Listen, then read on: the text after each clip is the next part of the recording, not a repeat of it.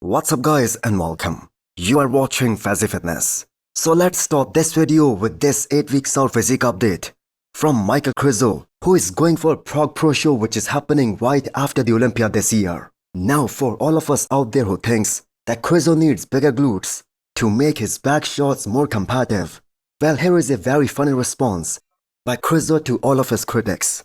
Now Krizo has been looking super impressive on the road to this year's Prague Pro. And the most impressive thing about this ongoing prep for Michal Krizo is that he looks very lean at 300 pounds. So it is very logical to think that he's gonna be show ready come Olympia time. So again, it's so uncanny that they did not go for this year's Olympia qualification too, because he's gonna be ready anyway before the Olympia this year. But that being said, you better believe this time he's gonna pose way better and he's gonna present his physique to the best of his ability, because he has been putting a lot of effort and energy into his posing and presentation, and to make sure that the mobility that was causing him a major problem back at the Pittsburgh Pro and the New York Pro, especially in terms of his back shots and him not being able to open up properly. So that is something that is going to be fixed for this year's Prague Pro show. Now overall, the physique that he presented at this year's Pittsburgh Pro and the New York Pro, that was a very impressive one, considering the fact that he had only a few months after his shoulder surgery and after the recovery period to get ready for that show. And also the fact that that was his first prep with his new coach George Farrell. So both these guys did one hell of a job. And Krizo delivered a better conditioning compared to any of his previous showings, and credit should be given where it's due. So winning Prague Pro this year, that is going to be the ideal case scenario for him, as that is going to set him up very nicely for a very big off-season and a very good chance at cracking that top 6 next year at the Olympia.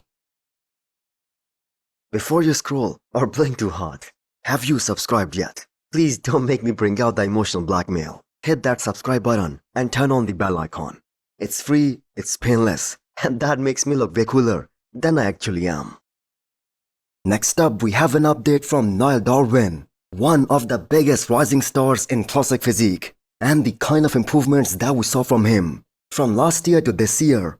The way he won this year's Tampa Pro against Matthias Menegate, he's gonna have a very legit shot at cracking top 8 at the very least, or maybe even higher than that, come Olympia this year. I mean, Matthias was top 9 last year at the Olympia, and he just beat him at Tampa Pro, and he would have easily dominated the Texas Pro lineup too. But in his mind, even that 1 week of dieting, that was crucial for him to make some gains and make some more improvements before the Olympia this year, especially in terms of improving his back, because at this point that is the only missing link in his physique, although it has also improved a lot since the Olympia last year. But that is the area where he's most focused on for this upcoming Mr. Olympia and the big showdown in October. Now we know Yemi has the smallest waistline in the entire classic physique division at the moment. But Niall, on the other hand, he not only also has one of the smallest waistlines out there, but he's more muscular and more complete. And he can certainly push some big names at the Olympia this year, and I am 100% sure that he will. So we saw his conditioning was absolutely spot on for this year's Tampa Pro. Not only did he outclass Matthias in the shape and symmetry, but he was also way ahead in his overall conditioning compared to Matthias, and that is exactly why he got the perfect scores at Tampa Pro this year. So Niall has to be the craziest classic physique talent emerging from the UK.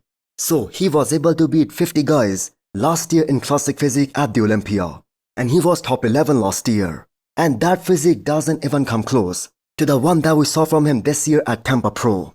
So Ors and Sebum, they are missing from this year's classic physique Olympia. So 2 prestigious high spots, they're up for grabs. But on the other hand, Terence Ruffin is gonna be back this year. So what do you guys think?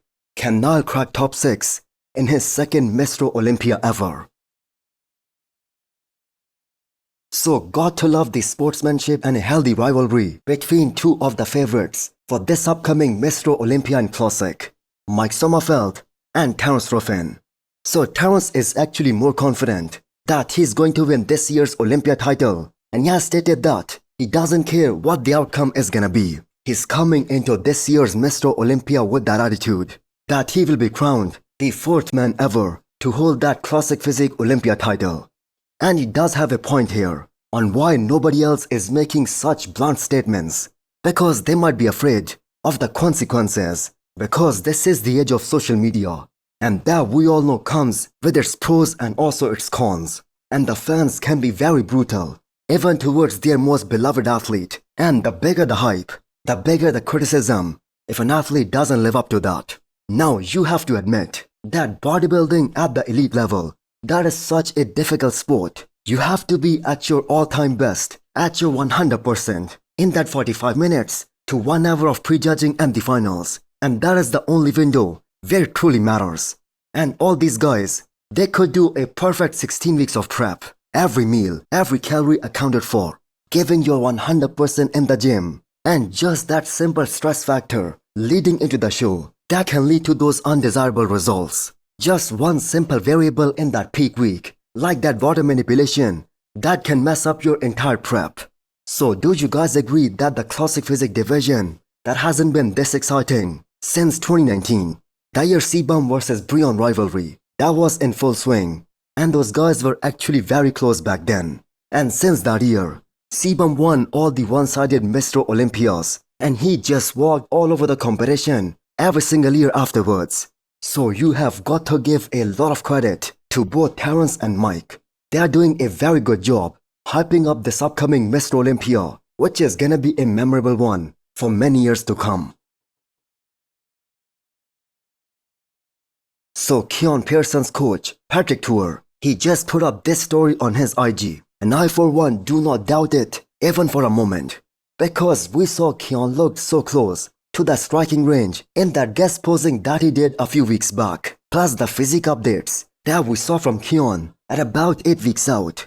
If he was weighing to 120 pounds and is almost ready, that means we are going to witness the biggest and the most complete version of Keon stepping on this year's 212 Olympia stage in October. And there is a high likelihood that the experts will have a mutual consensus that Keon's physique, that is going to be the best physique across all divisions at this year's Olympia weekend.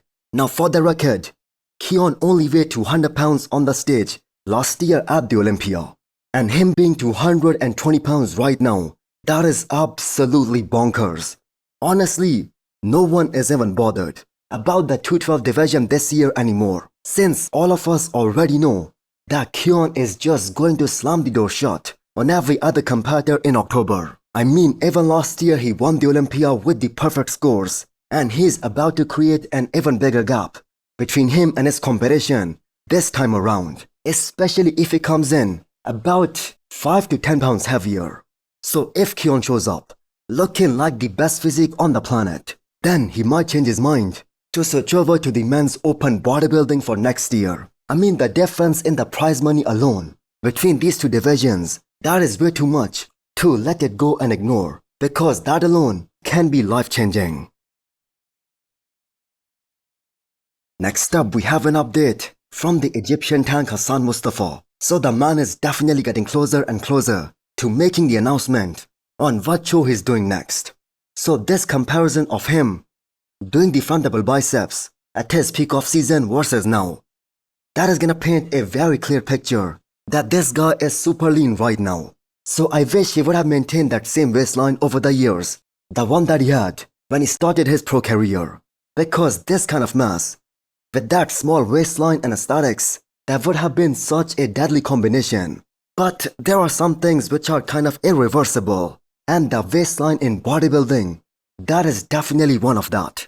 Once the waistline grows, nothing can be done to revert it back. That being said, this is still a very dangerous physique, and if he comes in shredded, and if he brings out more detail and more conditioning, especially the way he was back in 2022 or even 2023, when he was working with Chad Nichols or when he was working with Cement Factory, he can 100% qualify for the Olympia.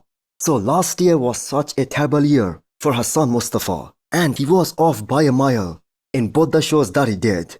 So hopefully a new coach this time and this year, that is going to help him bring a very competitive and possibly his best physique to whenever he steps back on the stage. So hit the thumbs up button if you like the video and smash the subscribe button if you wanna come back for more. Thanks for watching.